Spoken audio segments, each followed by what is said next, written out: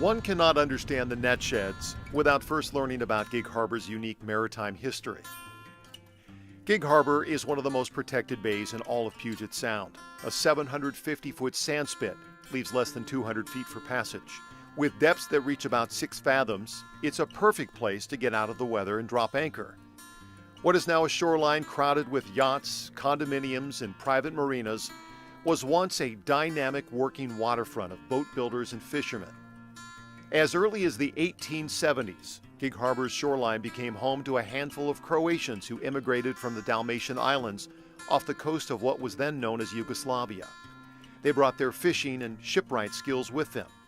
The calm waters of the bay were a perfect place to settle. They built homes and net sheds for access to their fishing boats along the shoreline. After the surge of logging for timber exports scoured the landscape, boat building and fishing grew to become a powerful economic engine that drove early development for decades.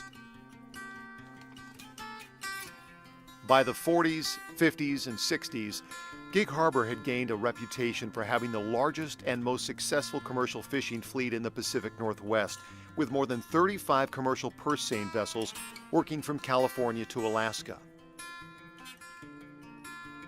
When they returned home, every captain needed a place to secure their boat, but daily incoming and outgoing tides fluctuate up to 14 feet twice every day. That made it impossible to moor a boat close to shore. Commercial fishing boats, then and even now, need anywhere from 8 to 12 feet of draft below the waterline in order to float. The solution was to drive a few wood pilings together well offshore and create what's called a dolphin, where boats could be tied up without fear of running aground. Gig Harbor Bay, 1946. During the summertime, empty pilings were all that remained until the boats returned from their 2 to 4 month fishing season. With somewhere to securely tie up, they now needed a place to store and repair all their gear, including 5,000 pounds of fishing net. It had to be easily accessible by boat. Born was the idea of a large storage building called a net shed. Most fishing families had one. These modest gabled end wood structures of hand-hewn fir were constructed at the water's edge, and the entire structure rested on wood pilings.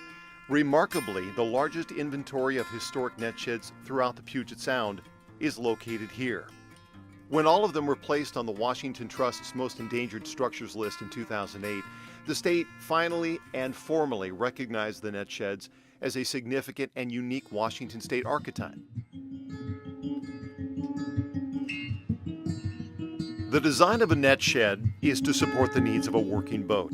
The deck itself is open with no railings and plenty of space for a crew to mend web, build a net, and hang cork line. It's also constructed far enough over the tidelands so that during higher tides there's enough water for a boat to pull alongside the end of the dock and load their net and supplies without running aground. Families have passed their net sheds and fishing vessels to their children for 3, even 4 generations. Today, boats once tied to pilings in open waters are now lining up or rafting off floats. As commercial marinas expand and recreational moorage fills what's left in the harbor, space for commercial boats is shrinking. The Gig Harbor fleet, once 35 vessels strong, now numbers about 15. And there are only 4 working fishing facilities left along the waterfront.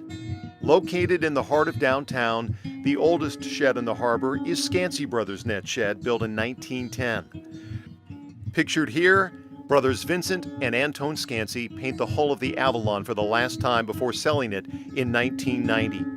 A few years later, the Scansey family approached the city about their legacy. They wanted the family home, net shed, and grounds preserved for future generations. Even then, they understood that the open space on land and water would be threatened by future development. When the brothers, who never married, passed within 1 year of each other in 2002, then Mayor Gretchen Wilbert negotiated with Peter and his son Michael to finalize a sale. The entire property, including the contents of the shed and family home, were preserved, and the city promised that the community would have public access to both the uplands and open waters in perpetuity.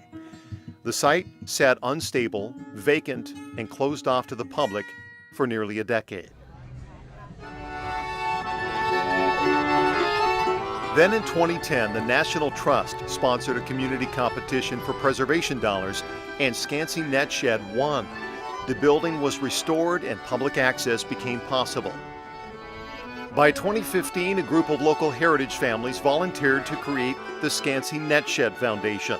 The foundation's mission statement: an educational organization dedicated to the preservation of Scansea Netshed and advancement of fishing family heritage as it exists in the people, places, vessels, skills, and stories of Gig Harbor's commercial fishing industry. As a nonprofit organization, the volunteers work to keep the doors open during the summer months. They host cultural events and educational programs that preserve local fishing family stories, bringing visibility to Gig Harbor's unique Croatian heritage and maritime history.